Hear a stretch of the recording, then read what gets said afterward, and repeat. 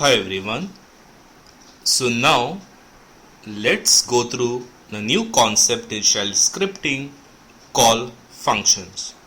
So functions is a concept wherein whatever is the repetitive code, you can just write it once in a block and call that block any number of times. So function is that block. So functions helps in improving the code readability. It saves your time while implementing your code, so that whatever is common you can just write it once and logically you can give it a name and you can call that any number of times you want. So with that, what will happen is, in future if you want to change any part of the common code, then you can just change it at one location or in one function, in other words, so that instead of changing your code at many different places, you can just change it at one point, which is embedded in a logical block called a function. And to that function you can also have some variations, and that is by passing it some parameters. So when I say group common code in one function, that code always need not be static code. Based on the command line parameters that you pass, it can take different values based on the invoker that is calling that function passes to it. Okay, so let's start with a simple function here. I'm defining a function called hello. Hello is the name given to the function. Open bracket, close bracket, then starts open curly brace. It prints hello world on the screen followed by close bracket. And this is the way how to invoke that function. Just call that function name hello. No brackets here at all. So this is the function definition and this is function invocation. Now I'm explaining to you all a function wherein I am passing parameters to it. So to this function hello, which I am defining here, I am passing two parameters to it, Viraj and tutor, and that can be accessed here in the same way how we access positional parameters. So $1 will depict the first argument that is passed to this function.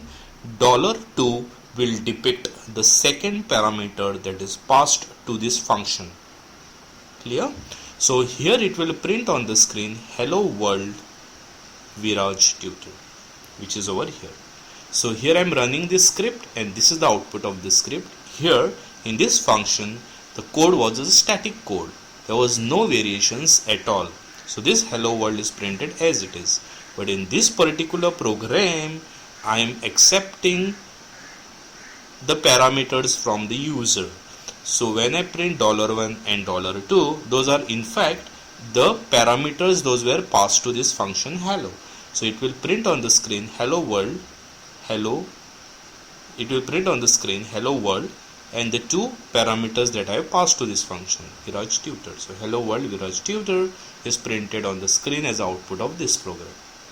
Clear?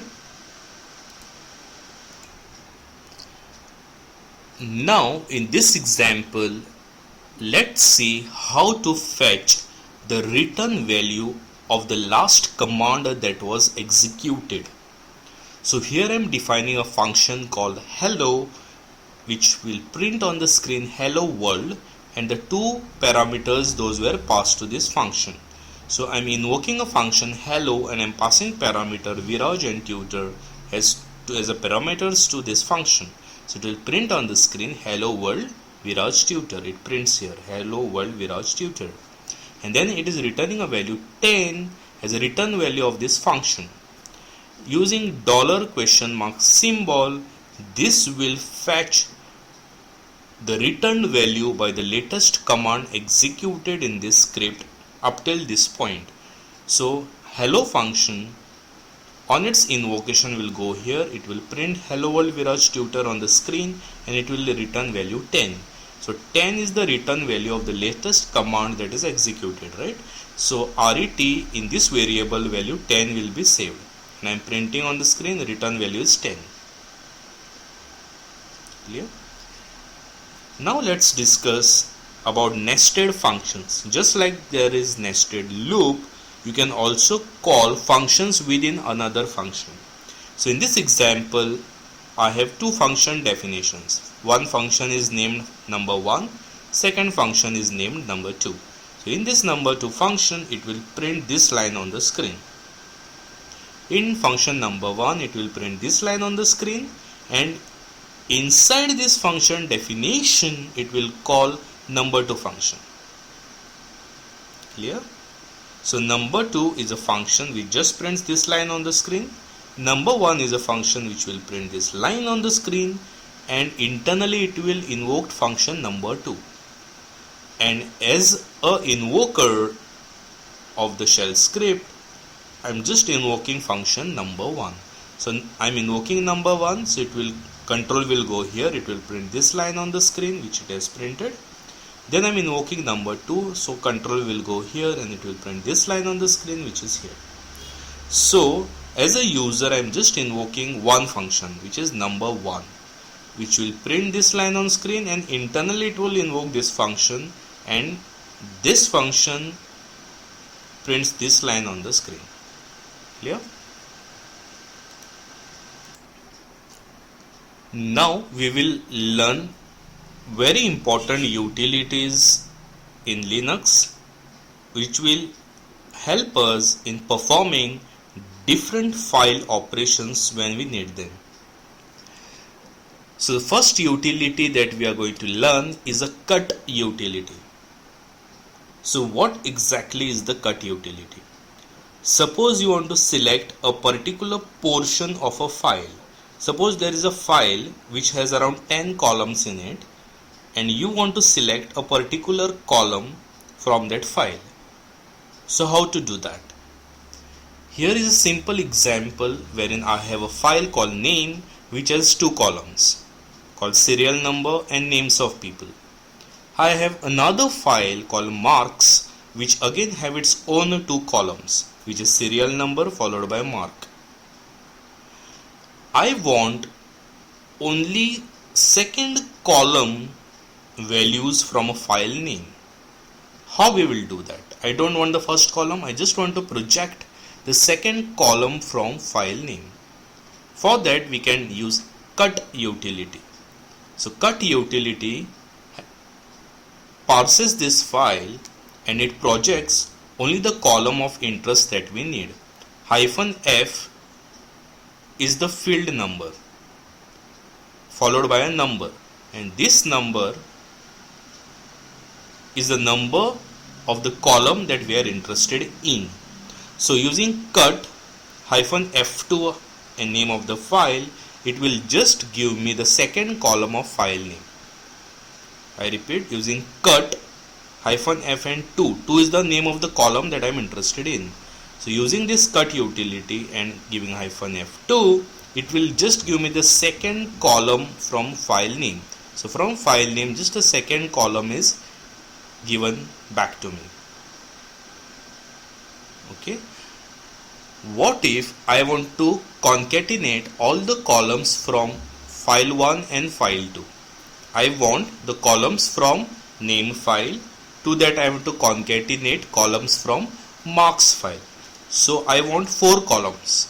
For that there is a utility called paste. So paste is opposite of cut. Using cut and giving a field number, I can just get a particular portion of a file, and using a paste I am concatenating the columns of the two files. So using this paste and giving name and marks as file names over here, it will take all the columns from name file, all the columns from marks file, and concatenate all the columns from both these files, and in the resulting output we have all the columns from both these files. So name file had these two columns, marks files had these two columns. So when I call paste utility and give files name and marks, it will combine these two columns into these 4 columns. So now I have 4 columns as my output, wherein I am concatenating the columns from the first file to the columns from the second file. And that is the beauty of paste utility. What if I want to perform a join operation on the columns from two files? So for doing a join operation, it joins the rows in the columns based on a particular column which is used as a joining condition. So while combining the columns in the files, one column will be used as a joining condition, and only if the value in that column is same, rows in two files will be combined. So in this example, first column is the serial number and first column is the serial number in second file as well. Just see the content of that. For this entry, the value is 11, this entry value is 12, this entry value is 13. And in marks file, this value it is 11, for this value it is 12, for this value it is 13. So 11, 12, 13 is the common values in both the files. So if I join file name with file marks, it will display 11, 12, 13 just once, which is a joining condition, and whatever is the value for value 11 is joined with whatever is the value for value 11 in the second file. So this value has a serial number 11, this value has a serial number 11. So 11 is just printed once, and whatever are the other values associated with 11 are combined together.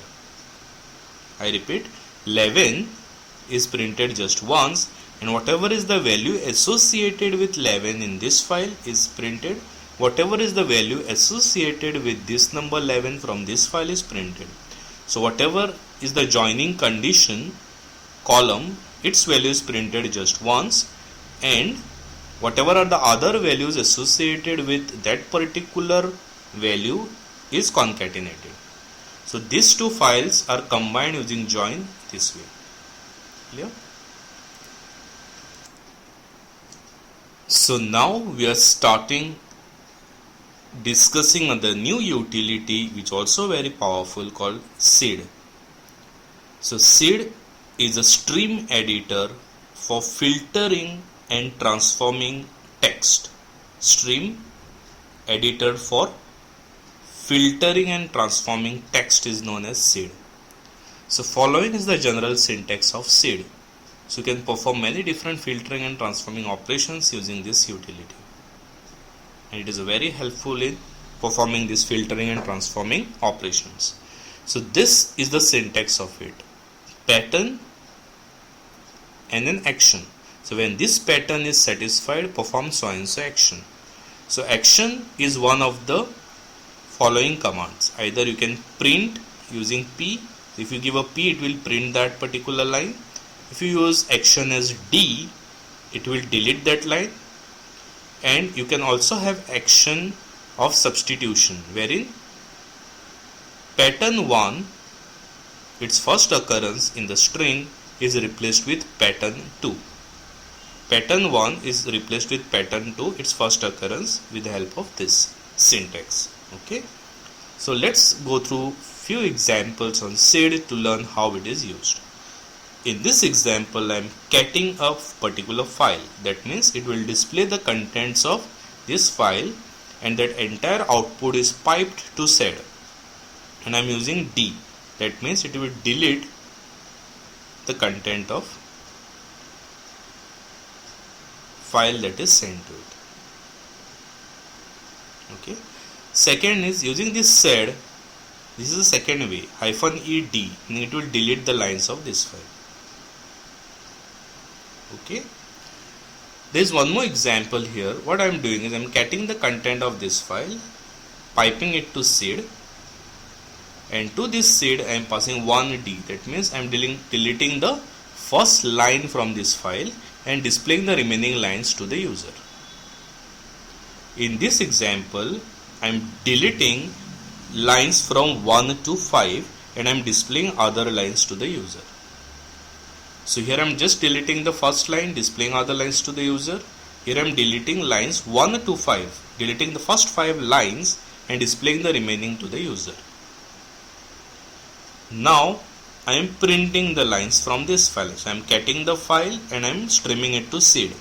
And remember, please use -n while printing the lines so that it will avoid the repetition of the same line printing again and again. So use -n and only print first three lines from this file. So I'm getting the content of this file and I'm streaming it to SID, and SID will just print the first three lines from this file. Clear? So let's discuss some more examples on SID. Here I am getting a file etc password. So the contents of this file is streamed to SID. So what am I doing here? So I am substituting a root with Viraj, and only the first occurrence of it. So the root which was there here has been replaced with Viraj, whereas other root in this line is intact as it is. Okay.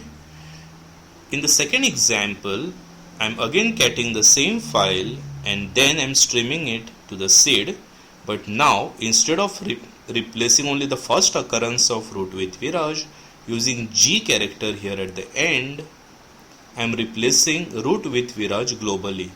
That is, everywhere there is a root, everywhere where there was a root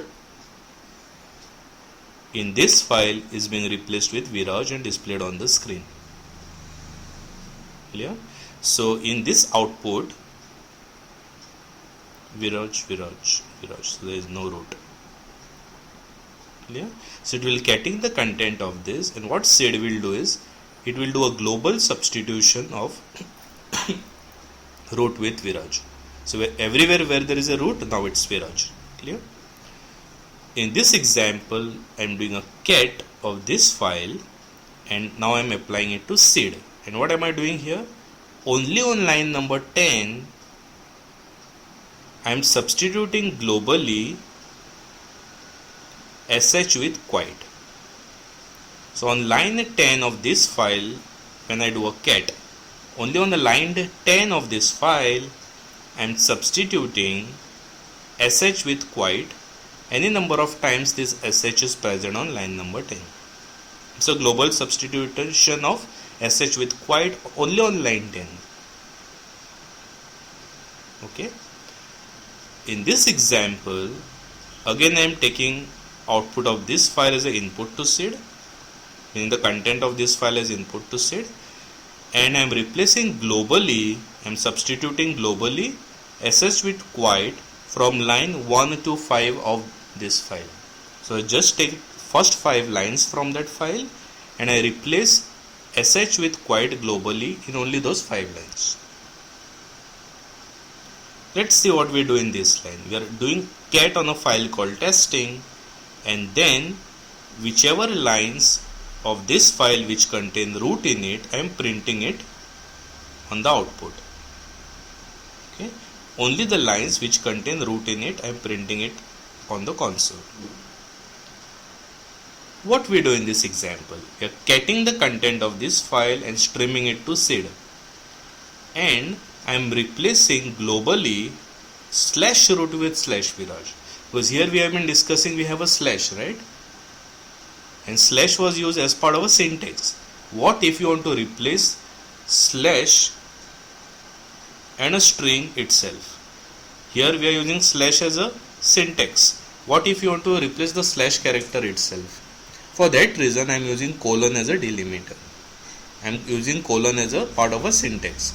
So I am substituting /root with /Viraj. Here we are replacing root with Viraj, right? So here we were replacing root with Viraj. Here I am replacing /root with /Viraj. So for that, if you want to replace slash character with something else, then you can use colon as a delimiter in this particular syntax. Okay. So what we do in this example? We do a cat of this file and stream it to SID. And now I am doing a global substitution of root with nothing. It is as good as saying replace root with empty. Clear? If I want to delete the occurrences of the root, then this is a way of doing that. So in this example, I am replacing root with empty.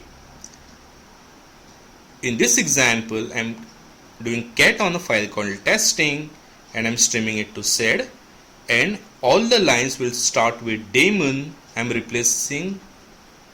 replacing, but I'm deleting, right? D is for delete. So when I do cat on this contents of the file, whichever lines will start with daemon, I delete them. Okay, and please remember all these sed operations which I'm doing here, it's not modifying the input file. When I do cat of a file, contents of the file are given as input to sed, and we do these operations and its output is displayed on the screen, and we are not changing the content of this file. Okay, it's just to display on the screen, which definitely you can redirect to any other file if you want. Okay, but please remember, we are not changing the source file here. What do we do here? I'm displaying the contents of the testing file and streaming all the output to sed. When I do a cat, whatever is the output of testing, we stream it to sed, and whichever lines which end with sh, I am deleting those lines. In this example, I am catting the content of this file and I am streaming it to sed, and whichever lines which start with any alphabetical characters, I print them. So in this file there were these lines which were starting with alphabetical characters, so I print them. Clear? So let's learn more concept of sed in upcoming lectures. Thank you.